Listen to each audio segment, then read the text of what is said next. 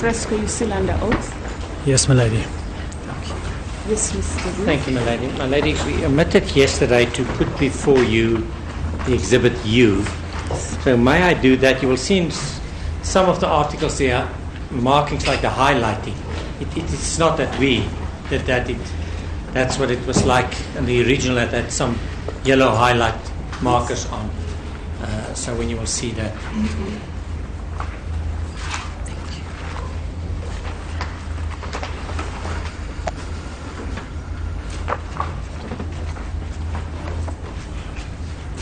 It's just Exhibit U. It hasn't got it's one. U. The article that we handed to Professor Simon was V.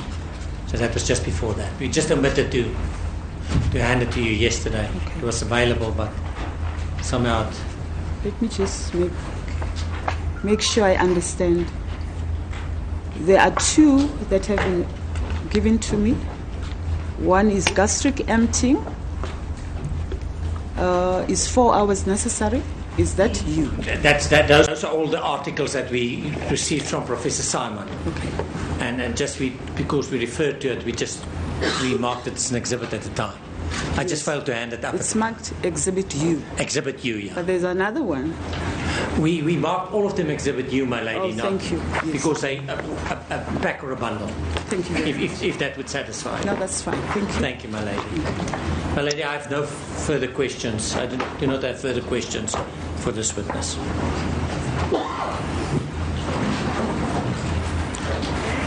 Thank you very much.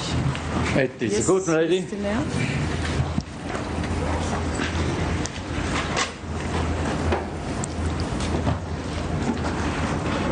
Mr. Fresco, I'm going to deal with 6 things.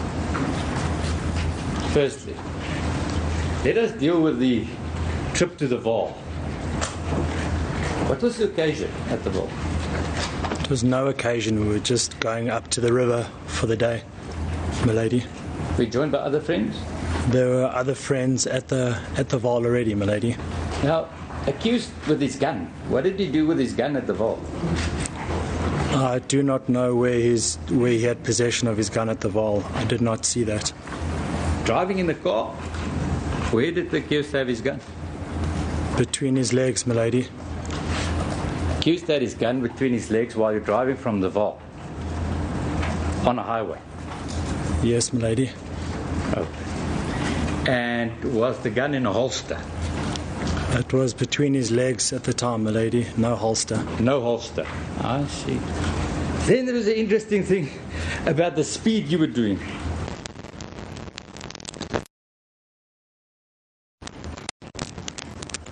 That he knew you were doing a speed of 260. But whatever speed you did the accused tell you to slow down? No, my lady, he didn't. Did he complain about the speed you were doing? No, he did not, my lady. Did anybody take photographs in that car of the speedometer or something? I had taken a picture of the speedometer, my lady, while he had been driving on the way down to the Vaal. Okay, let's get to it. So, on the way to the Vaal, the accused was in fact the driver? On the way to the Vaal, he was, my lady.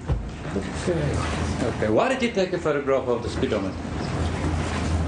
He was travelling very fast, my lady. What speed was the accused travelling?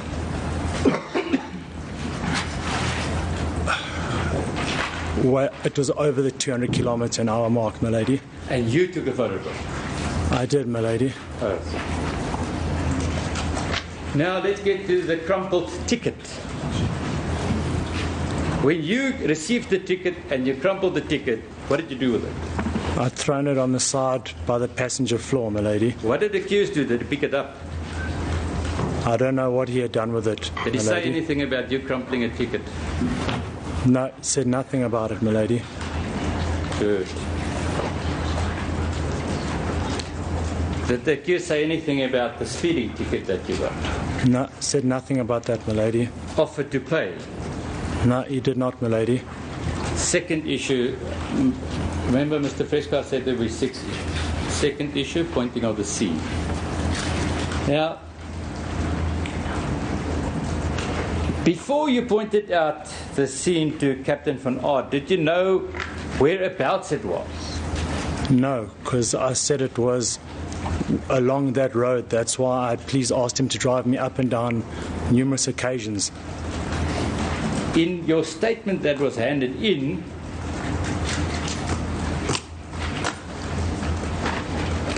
Exhibit W, my lady,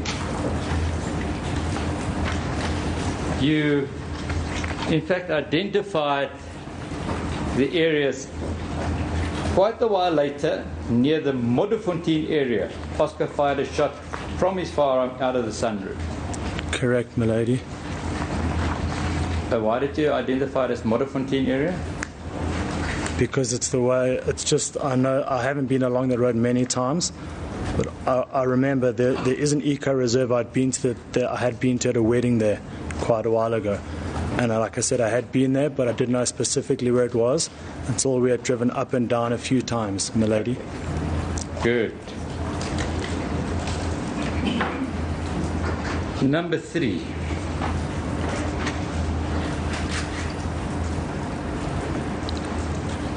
Since the shooting incident on the 14th of February, have you had any contact with Samantha Taylor? I have not seen her at all until in the witness room 2 days ago, my lady. Did you have any contact with her since the incident? I have not seen her or spoken to thereafter, my lady. Or sent messages by anywhere? No, we had chatted while they were dating, but nothing thereafter, after they had broken up. Good. Then, number 4. We're dealing with your statement. If I would ask you, what do you do for a living? What would you say? I'm a network engineer, my lady, an IT network engineer. I see.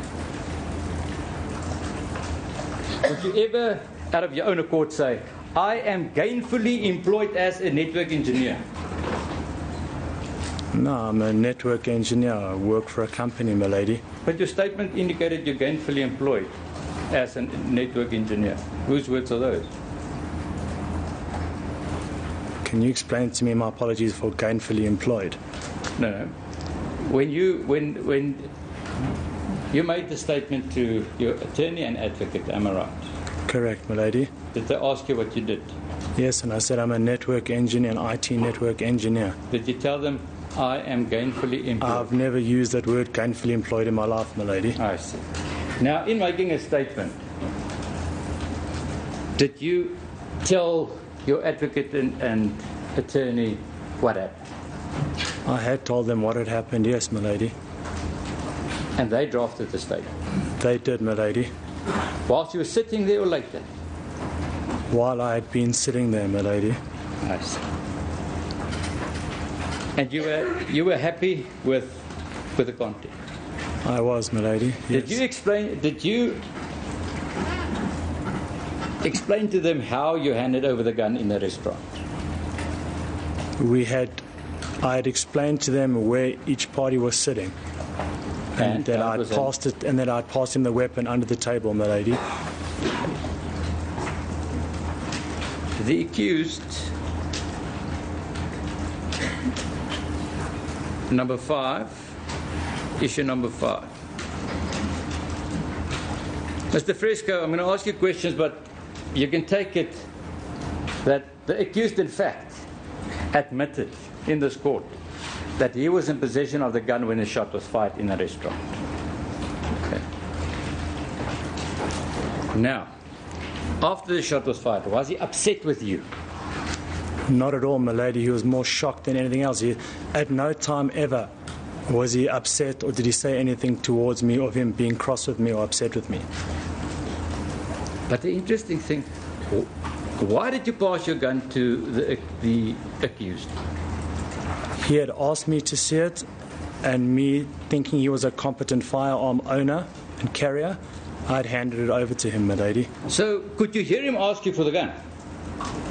Yes, he had asked me for the gun.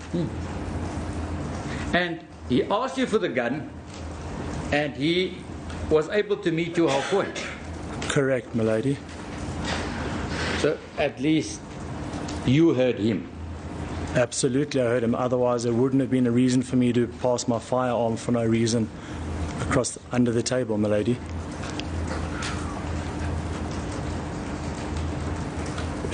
Did the accused offer to pay for damages? I did not hear that at all, my lady. If you heard it, would you have remembered it?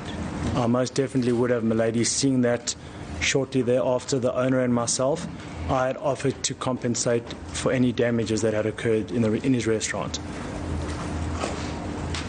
Mr. Fresco, did the gun fall out of your pocket and the shot went off? Absolutely not, my lady. Did you say that to Mr. Lupus? I did, my lady. Why did you do that? To take the blame for what the accused had been charged for. Why did you take the blame? A friend had asked me, and that's what I had done. Who's this friend? The accused, Mr. Pistorius. Lady, I've included number 6. I lost count. I have nothing further.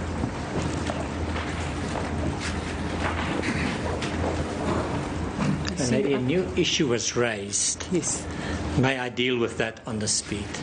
Mr. Fresco, 2 things.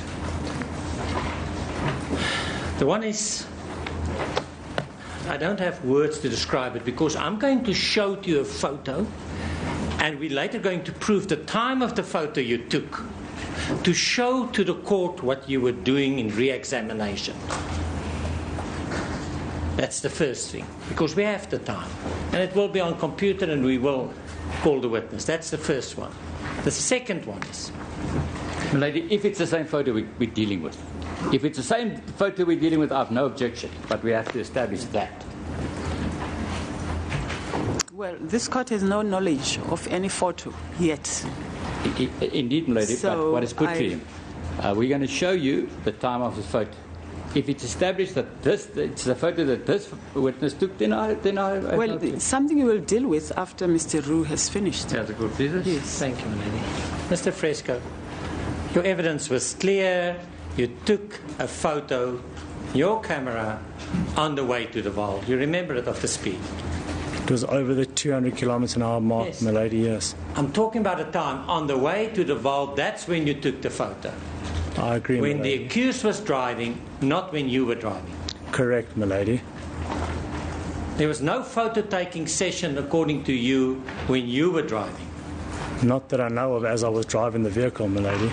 Now, the first point is this, because I won't number them 1 and 2, but let me ask you this. You said that you saw the witness Taylor in the witness room. When was that? 2 days ago on Monday, my lady. So you were here on Monday and you sat with Miss Taylor in the witness room. I did, along with a lady from the NPS, as well as some legal team that she had with her at the time. Was it Mr. Levitt? I do not know his name. I've never seen him before. I've never Could you spoken to him. describe him? Stockish gentleman, darkish hair. Now, let me show you the photo. This is on your camera sent to the accused on your telephone.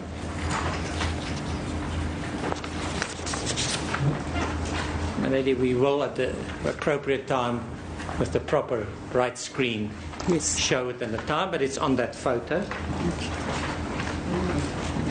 It's taken at, and I put it to you, it will be proved. It's taken at 16:40. It's 260 kilometers an hour.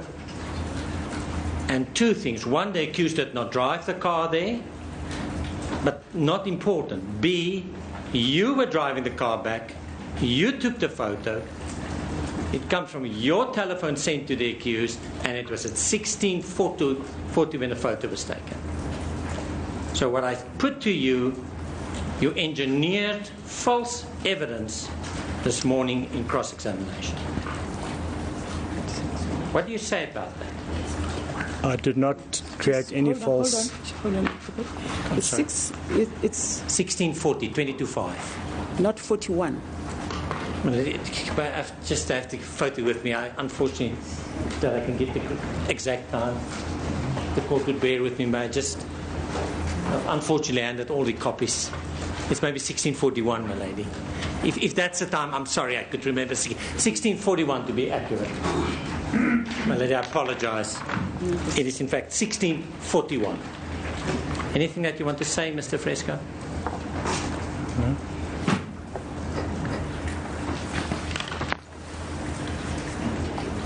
I see there's silence.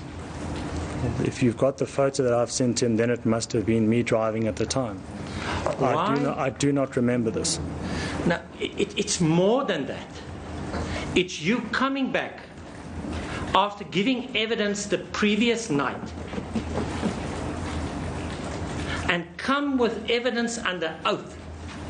A, incorrectly shown who was driving the vehicle to the Vaal, and B, engineering evidence that it was in the morning.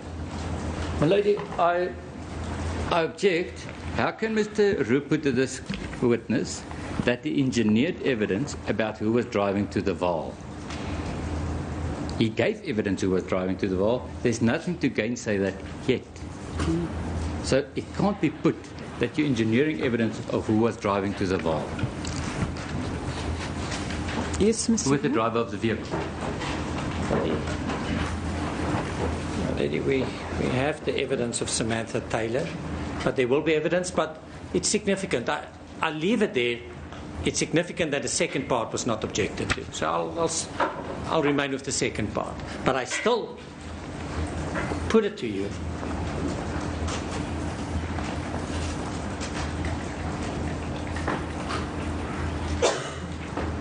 that on the first part, it's true what Mr. Nell is saying. I can't put that to you, so I withdraw that. I'm talking about the second part.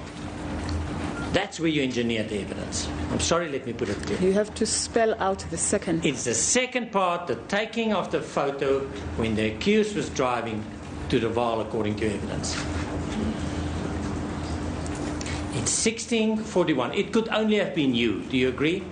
I agree, as I was driving the vehicle home from the Vaal River. And we know from your evidence that a photo was taken of the speed, and there's only one photo. That's what I asked you in the beginning. Of this single photo, as I had said, I did not remember at all this photo. When he had asked me earlier of the speed, I said I do not remember yesterday. Again, I do not remember taking this photo. So, Mr. Fresco, I withdraw the question about driving to the Vaal. I'm simply dealing with the photo. You understand that? I do, my lady. Thank you, my lady. Thank you.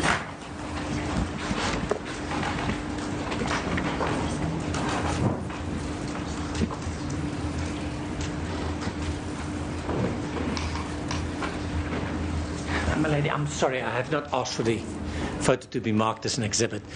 It would be X, my lady. The last one I think was W. Yes. Must be X. Thank you, my lady.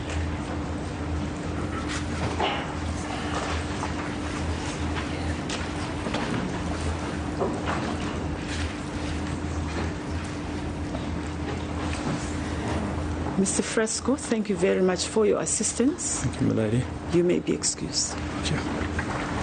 As it good pleases, my lady, we call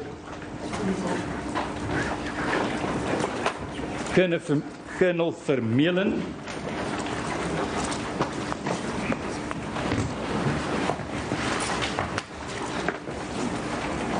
This witness is number 60, my lady, on the list of witnesses.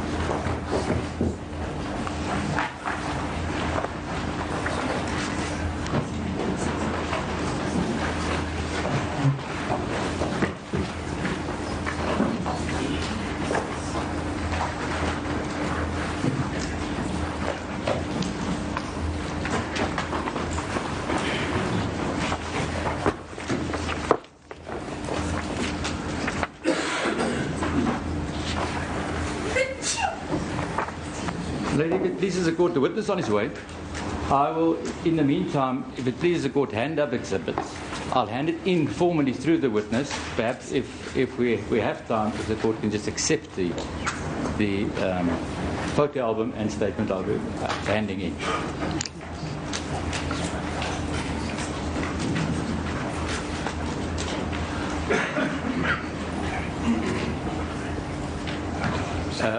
Will that be in order, Madam? Yes, these are exhibits which are already in possession of the defense. Indeed. Thank you. May I request that it be marked as Exhibit Y?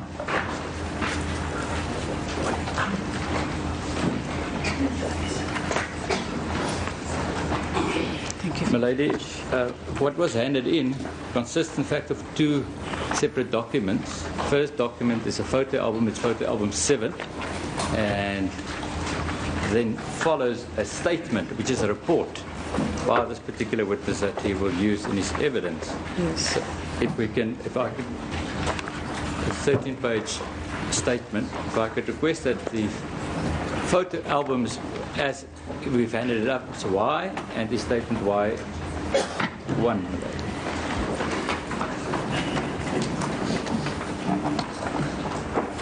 Y1 is the photo album. Indeed, my lady. No, you said Y is the photo album. Yes, my lady. And Y1 is the statement. Indeed. Thank you.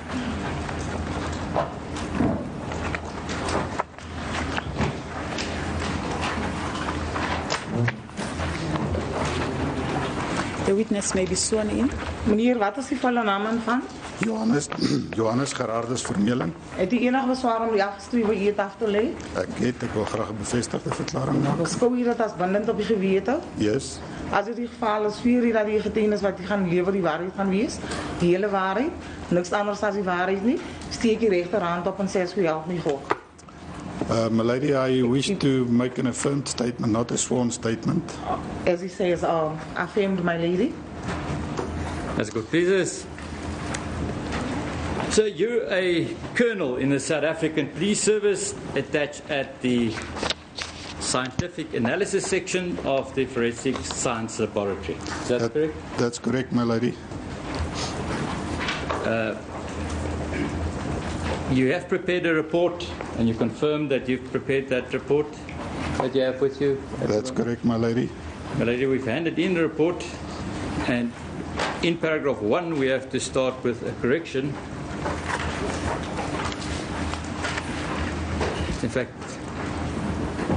I'm in fact glad to make this correction.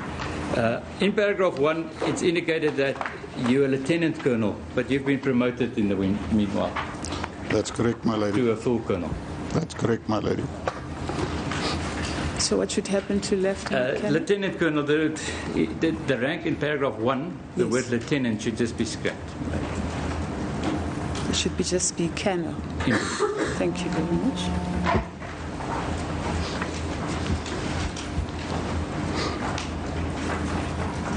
Colonel, you're the commander of the material analysis subsection. Is that? That's correct, my lady. To have become the commander, you've started in the South African Police Service at the Forensic Science Laboratory as an assistant analyst. Assistant forensic analyst way back in 1992, my lady. And after that you progressed to? To a forensic analyst, after which I was promoted to a senior forensic analyst. So you became a forensic, then you became a senior forensic analyst, and then? A principal forensic analyst. And then? A chief forensic analyst. And currently? And currently, with the last promotion, I was promoted to control forensic analyst.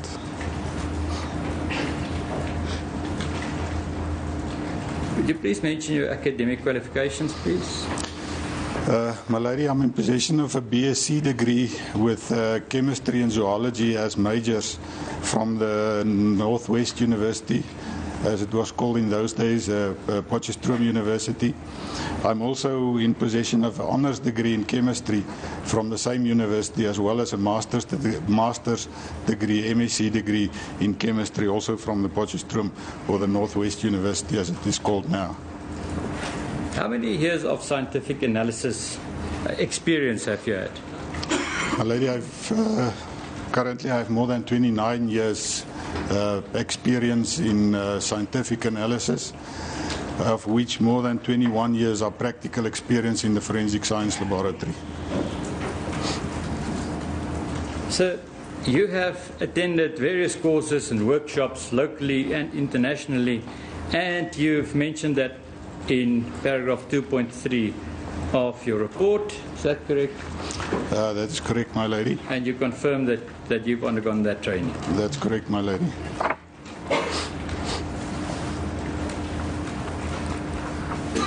In your years in scientific analysis,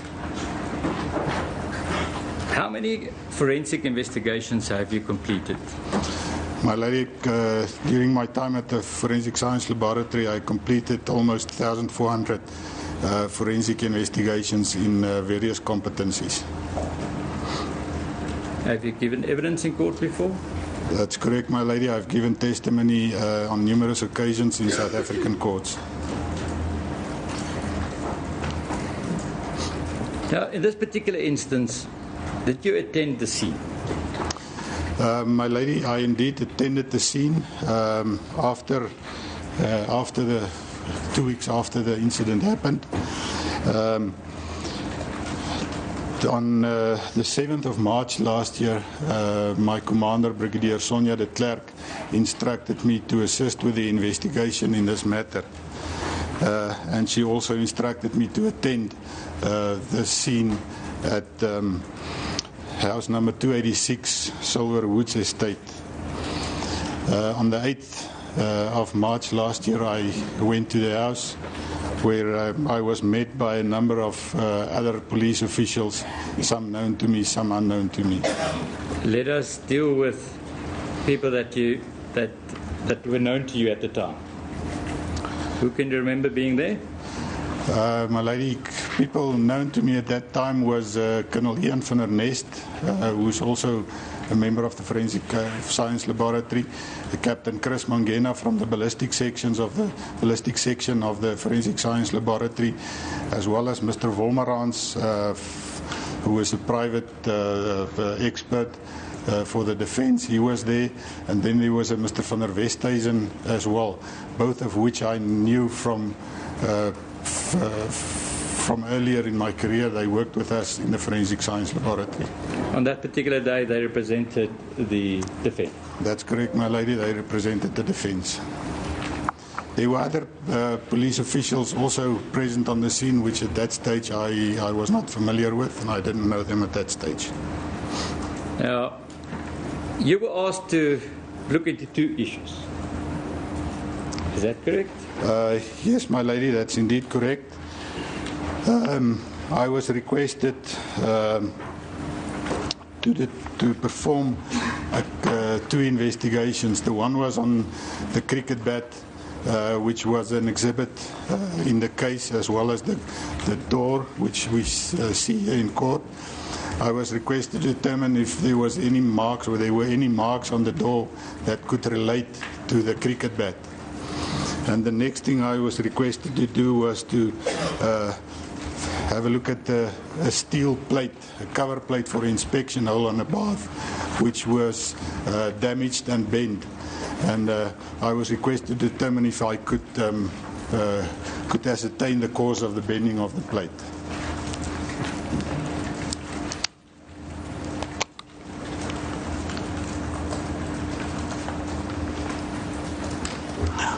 If we're talking about a plate, let's deal with that firstly. In front of you, there is a file. If you could open that file at Exhibit E.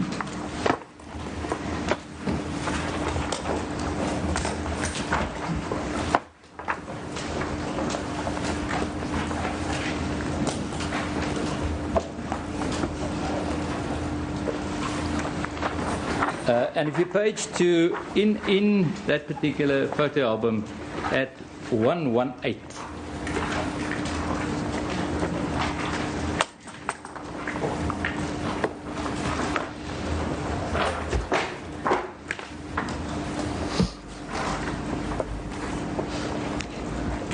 Now, on photograph 118, do you recognize the plate? That's correct, my lady. That's the plate that I investigated.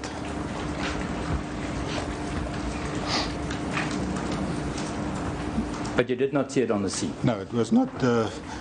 I did not investigate it on the scene. It came to the laboratory afterwards, and I received it at the laboratory on the 26th of April last year.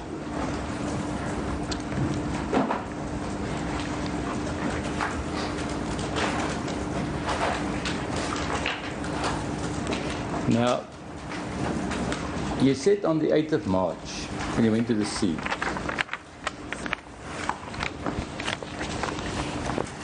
when you went to the scene on the 8th of March, was the door in the toilet? My lady, the door was not in the toilet or affixed to the frame of the toilet by the 8th of March. Captain Chris Mangena had possession of the door, and he brought it with him on that morning of the 8th of March. I assisted him in putting the door back into the frame, screwing it to the original holes in the door frame. Which door are we talking about? It's this door we're having here in court, ma'am.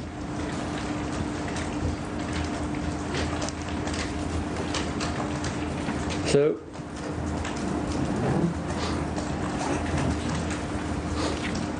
what then happened as far as, let's deal with the plate. What did your investigations, what did your conclusions as far as the plate is concerned, what conclusions did you reach? My lady, maybe I can just, before we get to that answer, I can just mention that my purpose for being on the scene on the 8th of March was just to accustom myself with the scene. I personally did not do any investigations on the scene. I just accustomed myself, and then I withdrew from the scene. On the 26th of April, I received the plate as well as the cricket bat, all sealed in evidence sealing bags from the forensic science, from the administration of the forensic science laboratory, and it was kept in my safekeeping under lock and key.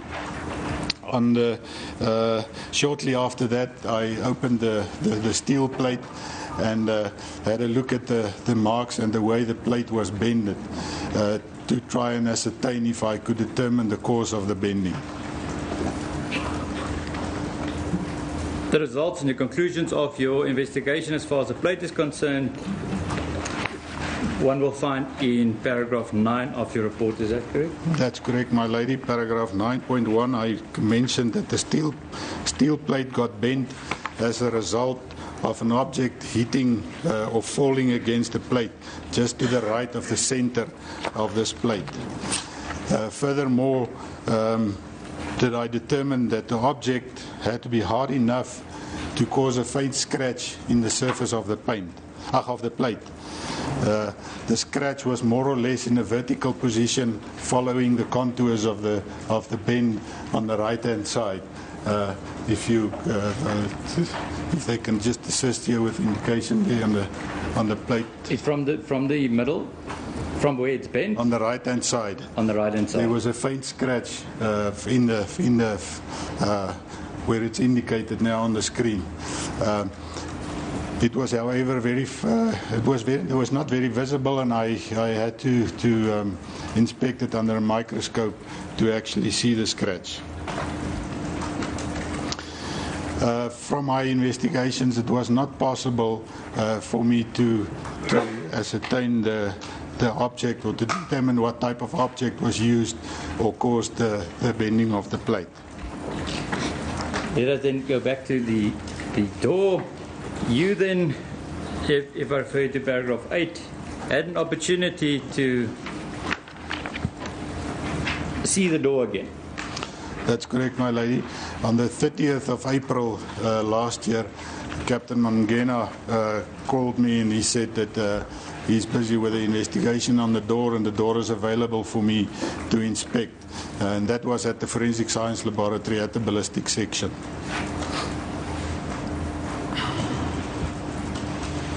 What happened there? My lady, when I went to Captain Mangena's downstairs at ballistics, he showed me the door again, and I saw two distinct marks, which immediately drew my attention when I had a look at it, you can see it's the marks. Wait, we'll get a different album for you. If you go to the album that we've handed in,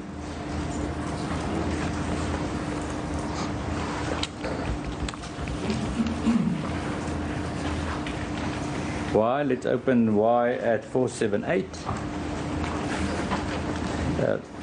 In that,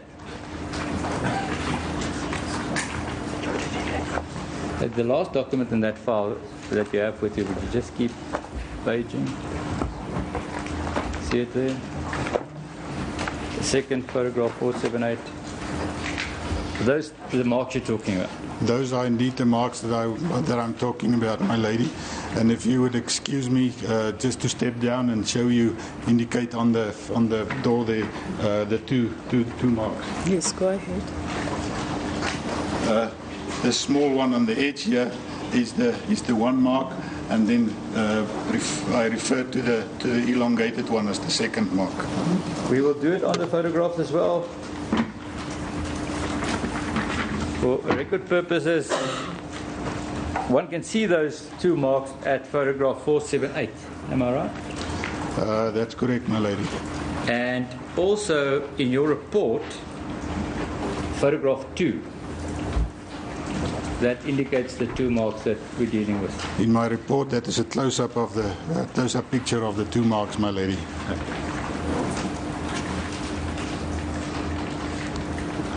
Photograph 2, my lady, is at page 6 of 13 of Y1. Page 6 in Y1, one will find photograph 2.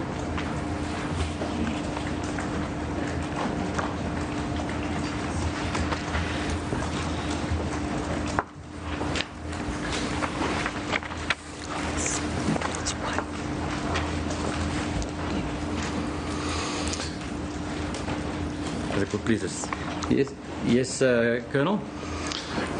My lady, after inspecting the marks and comparing it with a cricket bat, I came to the conclusion that these are indeed consistent with being caused by hitting the door or bashing the door with a cricket bat. Before we go there, you've described in paragraph 9.5 exactly where you found those two marks. Am I correct? That's correct, my lady.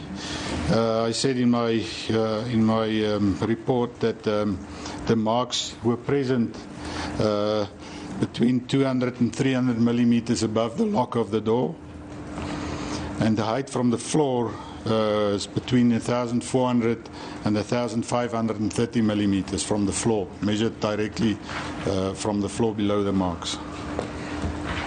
Now, in your investigation, were you able to fit the bat into the mark? That's correct, my lady.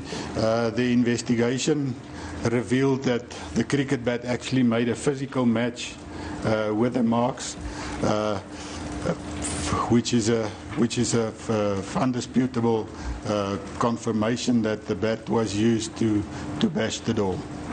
Now, if one refers to your report, Colonel, in photograph 3 of your report, page 7 of 13, my lady.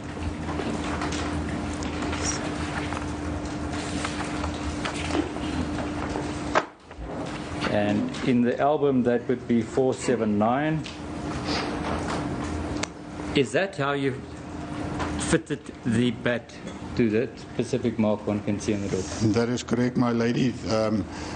Obviously, it's not easy to take a proper picture because you only get it from one angle. but we can demonstrate it in court. I did bring the cricket bat with, and we can demonstrate a physical match between the bat and the door on that specific mark. Do you have the bat with you? I do have the bat with me. Can you just pick it up? Can you just describe the bat? What's the name of the bat? It's a laser English Willow Club Plus cricket bat. On the bat, on the face of the bat, what do you find there? My lady, there's a couple of signatures. I suspect it's from well-known people. I do not know the signatures, but there's a couple of signatures on the face of the bat. That's the bat you received? That's the bat that I received on the 26th of April. My lady, I beg leave to hand this in as Exhibit 1. Exhibit 1. Indeed. Yes, it shall be so marked. Court pleases. So, you then fitted that bat to the door, and you also established the angle of how it was hit. That's correct, my lady. Now, you deal with it in paragraph 9.8 of your report. That's correct, my lady. And photograph 4, page 8 of 13 of your report, indicates the angle. That's correct, my lady. That is the angle of the bat when it was used to make the smaller mark of the two. My lady, may I beg leave that the witness leave the witness box and demonstrate to court? Yes, you may. My lady, and if you'd permit me, I would like to take off my jacket just to be easier. Thank you, my lady.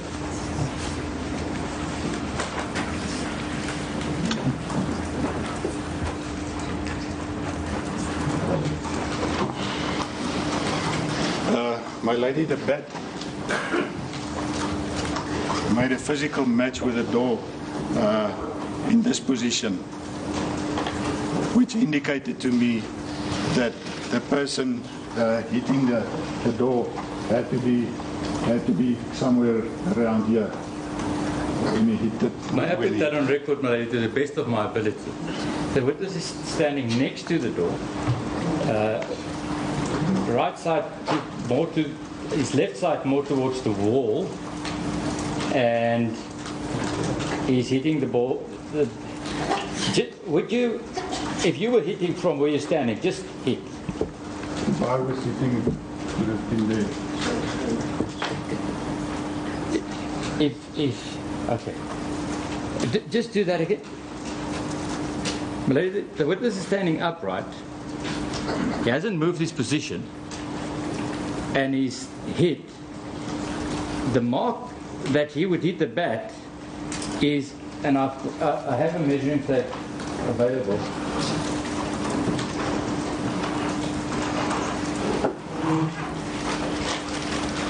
Lady, may I beg the court's leave that somebody just measure it for us? Yes, please go. This is Captain Colonel Ian van der Nest. When I asked the witness between the, I think he'll need more assistance. May I beg leave for more people to just assist? He's doing it. How high would that be?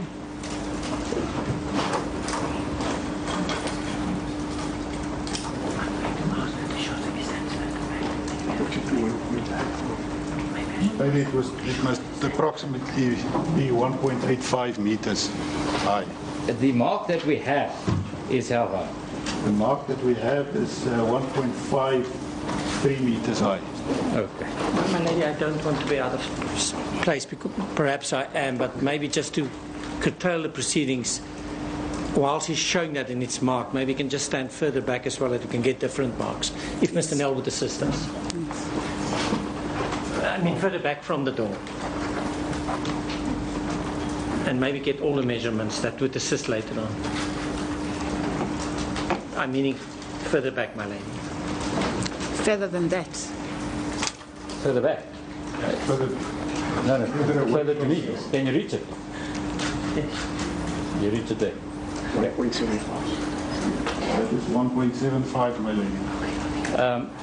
But, Colonel, just go back, and I want you to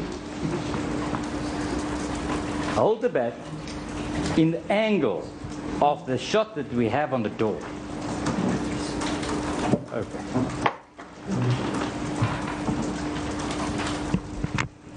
That's the angle over there. That's correct, my lady. Now, if you stand upright, is it comfortable to hit there? How? My lady, if I stand upright and I'm 1.79 meters tall, then it would have been, I would have been in a kind of an uncomfortable position, not a natural position, to be able to have the bat in this. Even if I stood further away from the door, it would have been in a very uncomfortable, unnatural position for me. But, Colonel, whilst you're standing there, just lower yourself.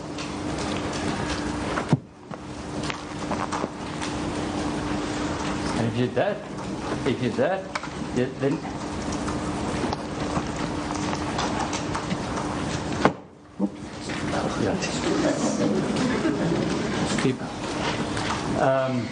now, may I, with leave of the court, ask that the shoulder height of the Colonel be measured as he is there, because you make contact with the place where it's hit.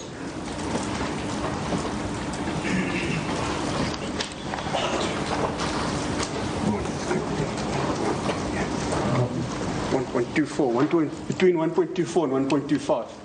Okay, 1.24 and 1.25. My lady, we have a photograph to show that. Photograph 484A, my lady, of Y. That is a different shot. No, that's not that one. No.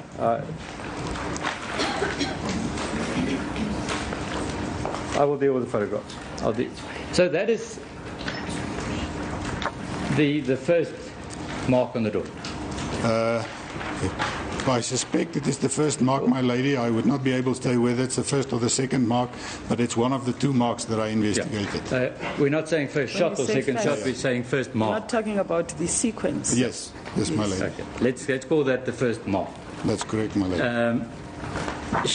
Can we deal with the second mark on the door, paragraph 9.9? My lady, again, the second mark, the cricket bat actually made a physical match on the second mark as well. But the orientation of the person that hit the door was a little bit different from the orientation that we saw in the first instance. And if you allow me, I will explain it to you again in reality.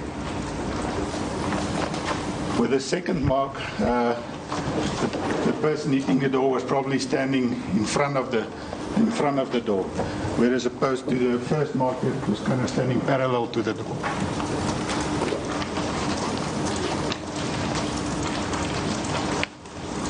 Then,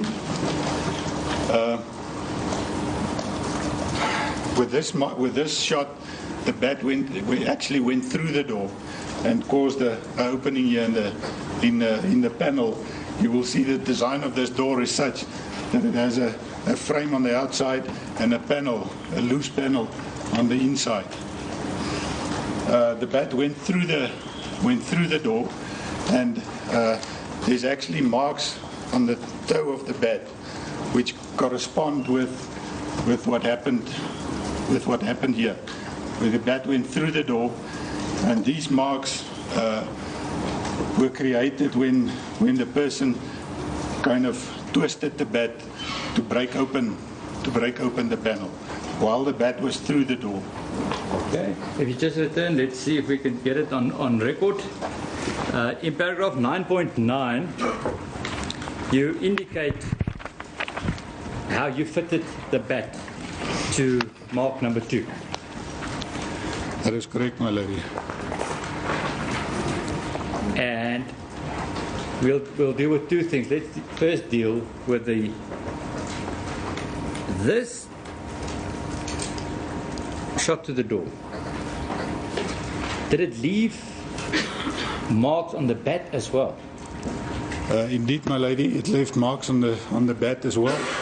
And in this photograph 483, you can see the vertical lines on the one side. That is the back side of the bat. And it's in fact a very distinct indentation present on the bat there. If you run your finger across it there, you can feel there's an indentation. You can very well feel the indentation on that side of the bat. Now, also, that's 483, and it's also photograph number 7 in your report, page 11 of 13, Y1. That's correct, my lady. Now, let us first explain everything, and then we'll explain how the marks got there. Now, on that side of the bat, there's an indentation. Is there any marks on the face side of the bat? On the face of the bat, my lady, this is the side with a distinct indentation. On the face side of the bat, I think you will be able to see the marks, kind of reddish colored marks on the face of the bat, which has the same angle as the indentation on the back side of the bat. My lady, just to make sure we have it on the record, it's Y1, photograph 8, 12 of 13 of Y1, my lady. Did you say photograph 8? It's photograph 8, my lady, in the report Y1. Yes, thank you. And can we then photograph 484, that's the one we have on the screen at the moment, 484 of Y, my lady. Are those the marks that one can see there, the toe of the bat? That's indeed the marks, my lady. Now, you were able to physically fit the bat using the marks on the bat and using the marking on the door to get angle. That's correct, my lady. There's actually two characteristics that made me conclude that the angle of the bat was as I described it. The one is the fact that, and if you don't mind me to step down again, the one was when the bat went through the door, the shape here actually formed an exact physical match with the face of the bat. And at that angle, the marks on the side of the bat, that is the second characteristic that made me to believe that the bat was in this position when it went through the door. So the marks on either side confirmed my suspicion, and it also confirmed the physical match that the bat made when it went through the door. I can also expand on the indentation and this mark on this side. Colonel, can we just move back and then do it there? If you explain why there's an indentation on the one side and not on the other. The indentation on the one side, and that is the back side of the bat, which was in contact with the frame of the door. I'm not talking about the physical door frame, but I explained to you that the door has got the frame with a panel inside. The indentation was on the side of the frame of the door, which was a solid structure, whereas the opposite side of the bat was to the side of the panel. And when the twisting action was done, there was a greater force from the side of the frame which caused the indentation. Where the mark is, in terms of the weakest point in the door, where is that the mark 2 that we're talking about? Mark 2 is actually on the weakest point of the panel, as the panel, as you can see there, has got beveled edges, and that is to fit inside the frame of the door. And that was actually the weakest point of that panel, and that is why it was possible to hit the bat through the door. Then again, whilst doing it, you also worked with angles of the bat. That's correct. If we could have 484, can I refer you to the photo album, photograph 484.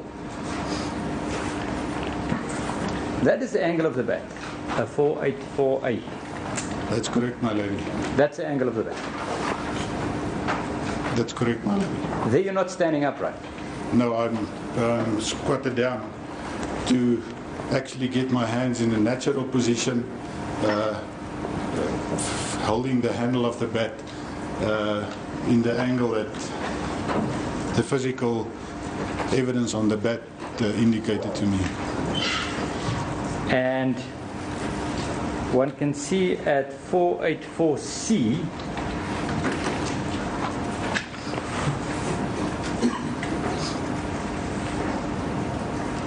that's how you stood, and you're not standing upright.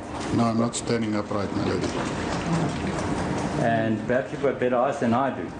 But is it possible for you to read the measurements as at your shoulder height there? My lady, my eyes are as bad as his. I think there's a better picture with where we can see the exact and you're right, measurement. 484D, you're right. There we go. 125, 124, 125. It's more or less, I would say, 1.2425 meters from the floor level, my lady. Colonel, when did you do these tests? My lady, as I reported earlier, or as I said in my report earlier, initially I was only requested to determine if there was any marks on the door that could relate to the cricket bat or vice versa. And while I was busy doing that investigation, I did, for completeness sake, also recorded the angles that I witnessed there. That was done in April, if I'm correct, in April last year. Let me just get back to that 30th of date. April. It's paragraph. Yeah, 30th of April last year, my lady. Yeah. Maybe just on that, my lady, that the angles was not recorded in my statement, which I wrote at that stage, as it was not part of the investigation. It was not part of the request that came to me. But I just added that to my notes. Actually, not notes. I recorded on photos here, just for completeness sake. So those photographs were taken at the time that you did your tests, on 30th of April. These photographs were taken when I did my investigation, my lady. Now, at that time, when you did your investigation, did you know what the shoulder height of the accused would be without these prostheses on? My lady, I knew that he would be considerably shorter than what he would be with his prosthesis, but I was not privy to the information on measurements done on Mr. Pistorius at the time that I did the investigation. Do you know now? Subsequently, the end of last year, I think it was somewhere in November, I had the first consultation with Mr. Nell regarding my statement, and I just mentioned it as a side note to him that the marks on the door is actually consistent with him not having his legs on, and I suspect it must be similar to the height that he was when he fired the shots. And did you then establish what his height was? Only then, in November last year, I saw the first measurements of Mr. Pistorius without his legs. And that was? That was also in the, if I remember correctly, the shoulder height was 1.25 meters high. Now, let us, with the leave of the court, indicate the angle of the bat and your height at 1.25 with shot number 2. May the witness leave? Yes. Just before I step down, my lady, I just want to confirm that me holding the bat was done in the most likely position for a normal position when someone was hitting the bat. I did not try and force the position.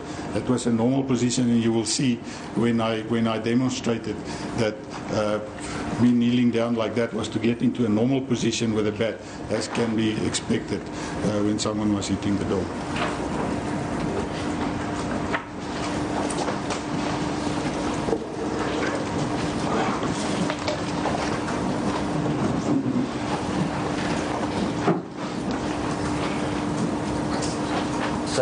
And, lady, we have the photographs.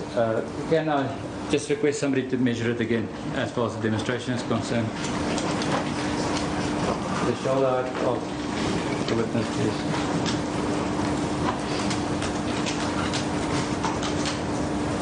Between 1.24 and 1.25. Between 1.24 and 1.25 millimeters.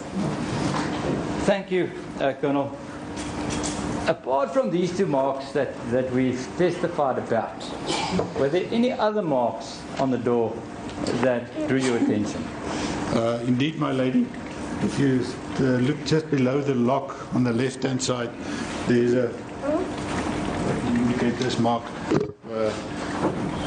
I also noticed that mark, which was suspicious to me, but unfortunately I could not confirm that that mark was caused by the cricket bat. But other than that, there were no marks that I could see that could have been made by the bat.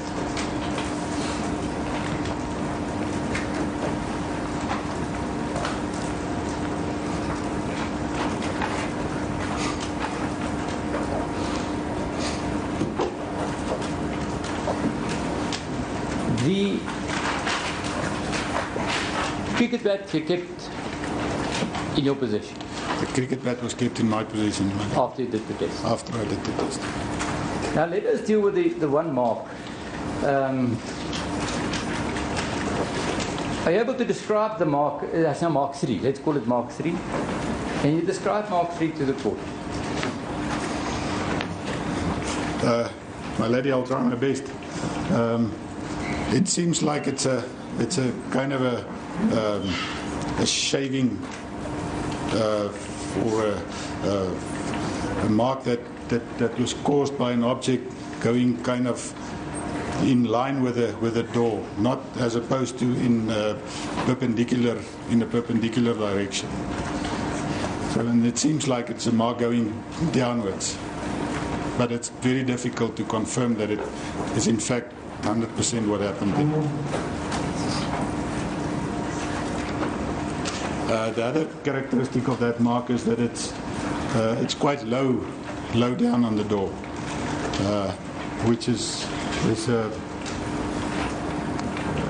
not the normal position where I would suspect a mark to be caused by a cricket bat if someone wanted to break open the door. If, with leave of the court, if you leave again, take the cricket bat and see how you can hit there. I would ask the court's leeway.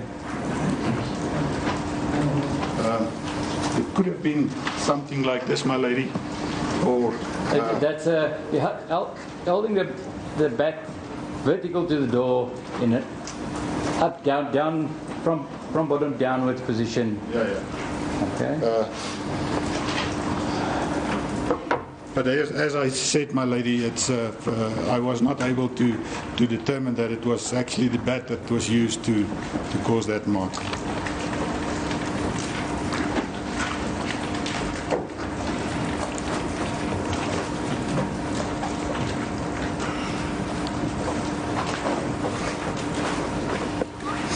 Well, lady, may I request the court for an adjournment of 10 minutes or so? I just want to go through my notes, make sure that I've let everything as far as this.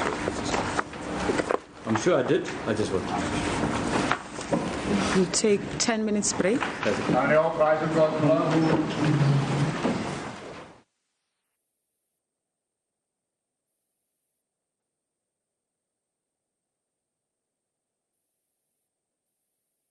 Live visuals from the North Gauteng High Court in Pretoria, where the trial of the Paralympian Oscar Pistorius is just adjourned for tea. The toilet door, as you heard there, through which the Paralympian Pistorius shot and killed River Steenkamp, has been brought inside courtroom D. The state's 12th witness, Colonel Johannes Formalin, says there were 2 marks found on the toilet door at the house of the Paralympian Oscar Pistorius. Formalin earlier demonstrated how the cricket bat was used. He says that the marks are consistent with those of a cricket bat used to force the door open. Now, Pistorius' toilet door has been at the center of this murder case. It is expected to prove the trajectory of the bullets and the distance from which the blade runner fired. So more after the tea break. We'll be going back to the North Gauteng High Court. But right now, let's take a break, and we'll be right back with normal programming.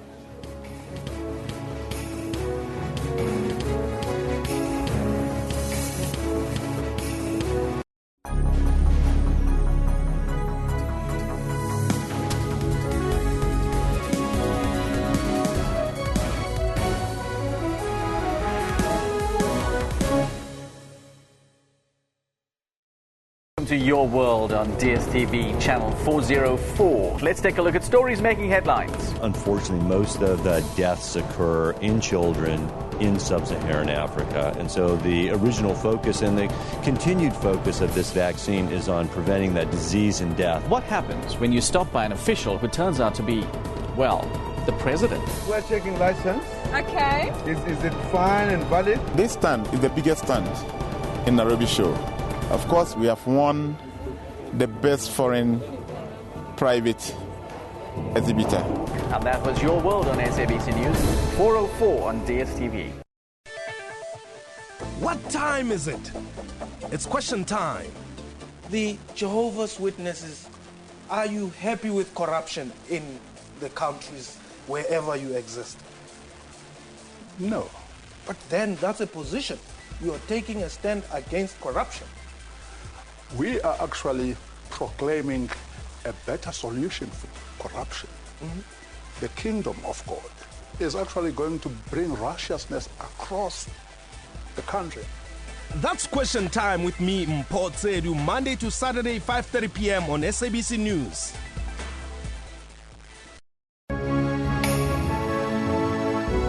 The suspended Chief Financial Officer of Telkom, Jacques Skindenhutter, has spoken out about his suspension. The profits of transport and logistics parastatal Transnet are steaming ahead. They jumped by a whopping 71% in the first 6 months of this year. We have experienced 26% growth in containers and automotive. Investors have been cheering the results of Pick n Pay. The food retailer's share price shot up by nearly 8% after it reported a close to 14% rise in profits for the first half of the year. That's business news, weekdays at 8 p.m. on SABC News.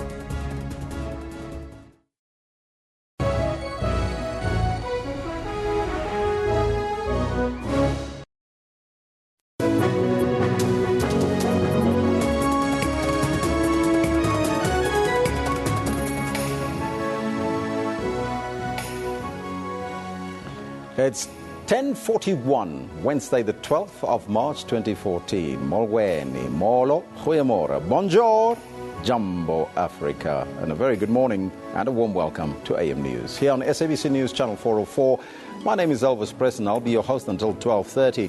Stay with us as we bring you only the latest news from here and around the globe. With me is our sports presenter, Kendall Makamate. Kendall, what can we expect this morning? No, good morning. If we do get to do the sports with the Oscar Pistorius trial going on, we can definitely expect to hear news about Maritzburg United's very first win against Free State Stars in the Absa Premiership last night, as well as Bayern and Arsenal drawing 1-1. So Bayern go through to the next round. Well, that's all coming up with Kendall, but right now let's take a look at your headlines.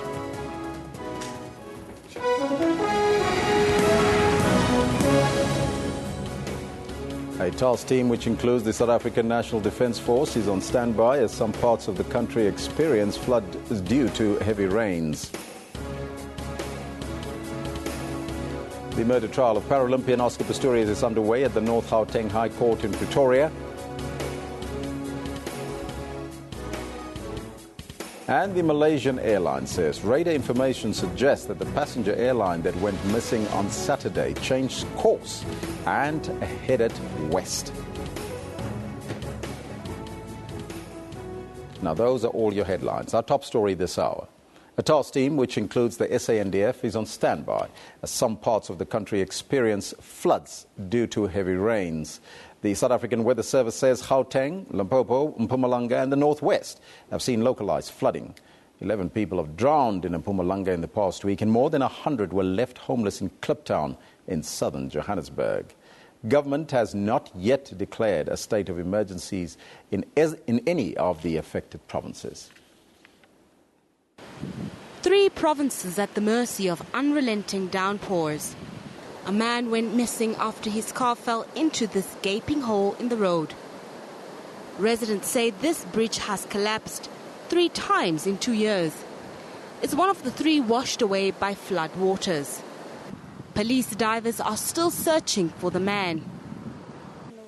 In Johannesburg, around-the-clock repair work to damaged roads and worsening potholes.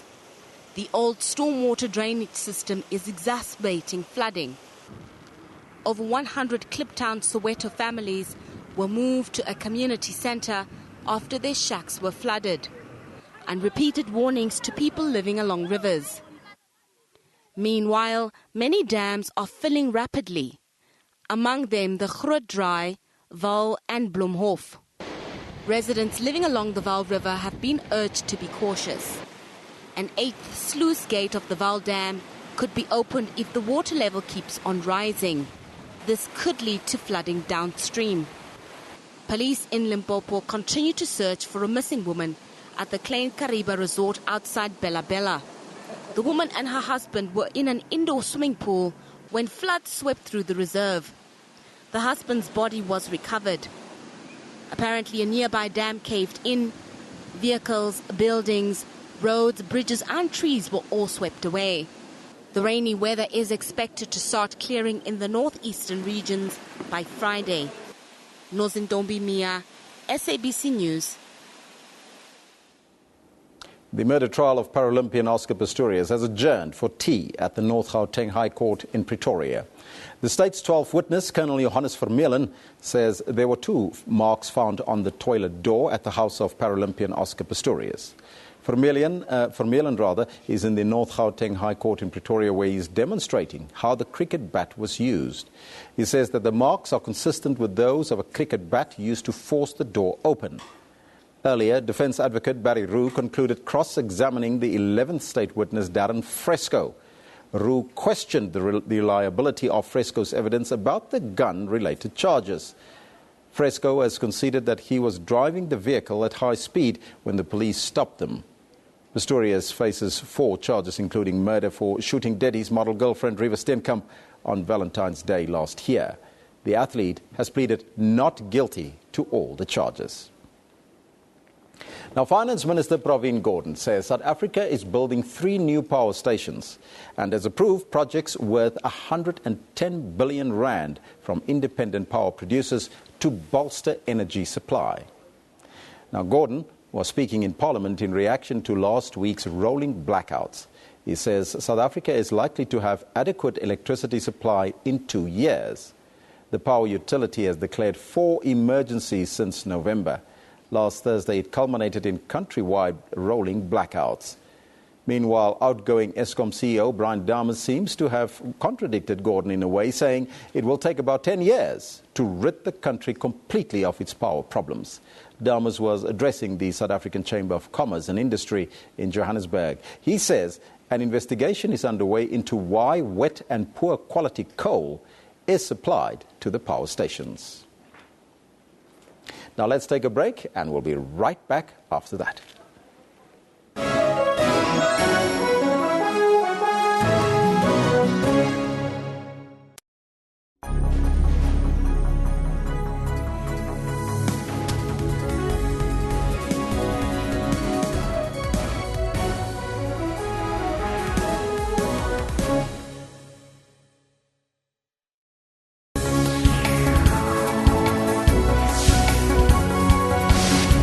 Good afternoon, you're watching the news at 1. Now, one of South Africa's largest education departments has a new boss. I will also motivate learners to love learning. Yesterday, the lobby group lost yet another court bid to have the system halted. Global wealth has risen.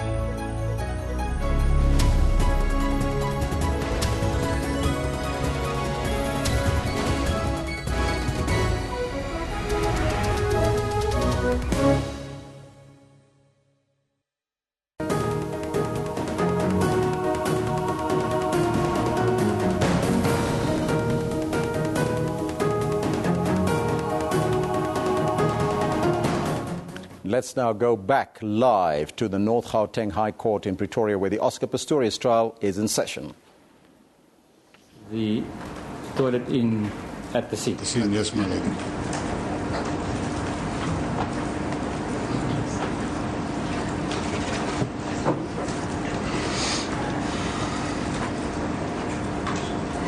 Let have nothing further. Thank you very much. Yes, Mr. Roux. Lady, I apologise for the inconvenience caused, but as you would have heard in the evidence, this was not dealt with in any report. We don't need a lot of time. It's the first time that this was introduced to us. Yes. We will, after the tea adjournment, be ready to proceed. It's just some discussion that we need to have on it. Because it's not in the report, it's a surprise. That's fine. Thank you. No objection, and I confirm.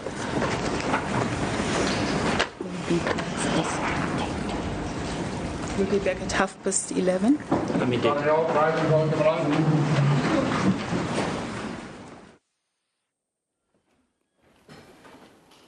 Well, it seems like the court has break for another adjournment. This after Barry Roux has indicated that the discussion or the evidence that was shown was not in a report, so they will take a break and they'll be right back after this. We're back with normal programming right after this.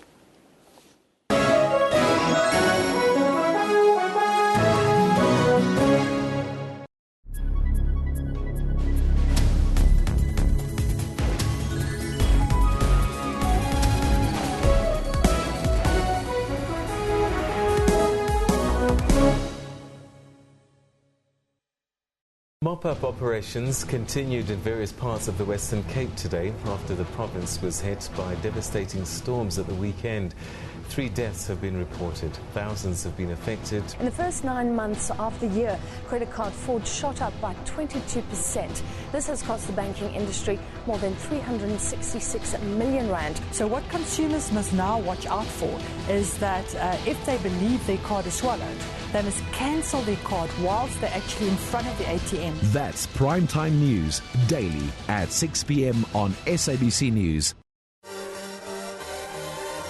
The Mantango Cultural Village is a large family homestead with 16 huts, each of them with its own specific purpose. My responsibility, it is taking care of the family.